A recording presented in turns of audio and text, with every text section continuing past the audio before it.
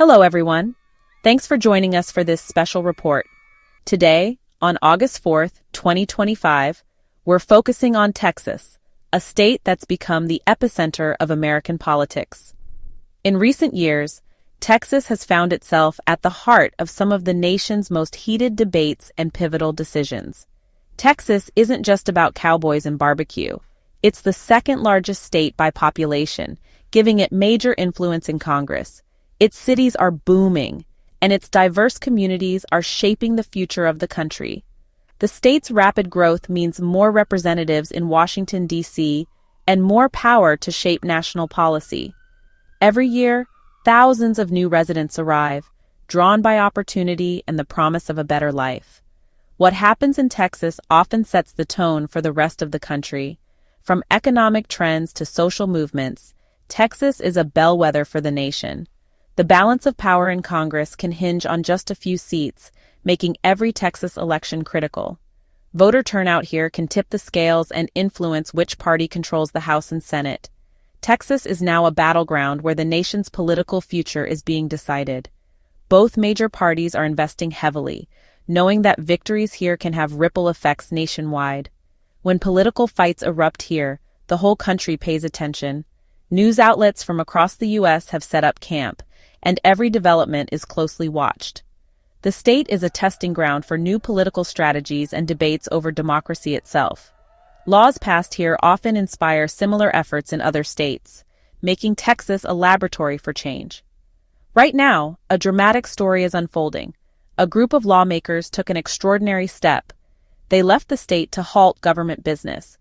This rare move is a powerful statement about the stakes involved. This bold move has brought Texas politics to a standstill and captured national attention. The eyes of the nation are fixed on what happens next, as leaders and citizens alike wait for a resolution. It's a reminder that sometimes fighting for your beliefs means breaking with tradition and taking risks. In Texas, the stakes are high, and the outcome could shape the future of American democracy. So, what happened? How did a routine legislative session in Texas suddenly become the center of national attention? Over the weekend, more than 50 Texas Democratic lawmakers quietly and strategically left the state, boarding flights bound for Chicago. Their departure was carefully planned, with secrecy and coordination to avoid tipping off their political opponents. Their goal was clear: to stop a controversial vote in the Texas House by breaking quorum, the minimum number of members needed to conduct official business. Without enough lawmakers present, the legislative process grinds to a halt. With at least 100 members required for a quorum, their absence effectively froze all legislative activity, leaving the Capitol eerily quiet and the doors to democracy temporarily closed. This wasn't a spontaneous protest. It was a calculated, high-stakes move to block a bill they believed threatened fair representation and the fundamental right to vote. By leaving Texas, the lawmakers put themselves out of reach of state authorities, who under Texas law could have compelled them to return to the Capitol by force if they remained in the state. Their hope was to draw national attention to the issue, spark public debate, and force Republican leaders to negotiate rather than push the bill through unopposed. Illinois, led by a Democratic governor, became their safe haven, a place where they could regroup, strategize, and continue their fight without fear of being forced back to Texas. They weren't just hiding out, they were making a bold stand for voting rights, hoping to inspire others and bring the national spotlight to Texas. This dramatic move turned what could have been a local legislative dispute into a national political event, covered by media across the country. The Democrats' flight sent a powerful message. The fight over democracy in Texas is part of a much larger struggle for the future of voting rights in America. Their absence brought the legislative session to a standstill, highlighting just how high the stakes are when it comes to protecting the right to vote. It's a dramatic example of lawmakers using every tool at their disposal to defend what they believe is right, even if it means leaving everything behind for a cause they refuse to abandon. Let's meet the key players. First, the Texas House Democrats, over 50 lawmakers from across the state, united in opposition to the redistricting plan. As the minority, They couldn't stop the bill by voting no, so they walked out. Their leader, Representative Jean Wu, called it a moral stand for their communities. On the other side, Republican Governor Greg Abbott, who called a special session to push the new map. Abbott demanded the Democrats return, threatening consequences if they didn't. He even suggested they could be removed from office for their absence. Looming over it all is former President Donald Trump, who's pushed for redistricting to help Republicans win more seats in Congress. Trump's influence makes this a national battle, not just a Texas one. So, we have Democrats fighting for voting rights, Republicans insisting on their agenda, and Trump pushing for national gains. Each side is dug in, convinced they're right. The standoff is tense, with the whole country watching. It's a high-stakes drama that could shape the next Congress. No one is backing down. What's at the heart of this fight? A new congressional map, one that could reshape the political landscape of Texas for years to come. Every 10 years, states redraw district lines after the census, but this time, Texas Republicans are pushing for a rare mid-decade redistricting, a move that's raising eyebrows across the country. Their plan is bold: create 5 new districts likely to elect Republicans, further strengthening their grip on Congress and shifting the balance of power even more in their favor. With 38 seats, Texas is a powerhouse in national politics. Republicans already hold 25, but these changes could cement their dominance for the next decade. The new map uses classic gerrymandering tactics, packing and cracking, to manipulate voting power and shape election outcomes. Packing means concentrating opposition voters into a single district, making their votes count for less overall. Cracking, on the other hand, splits those voters across several districts, diluting their influence and making it harder for them to win anywhere. Democrats argue the map specifically targets Black and Latino communities, making it even harder for them to elect their preferred candidates and have their voices heard in Washington.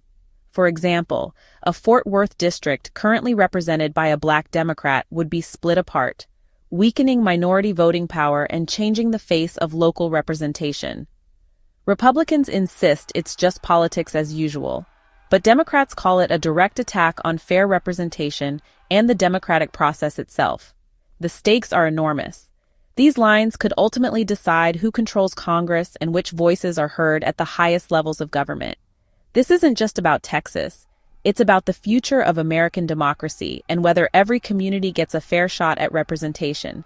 The map is more than lines on paper.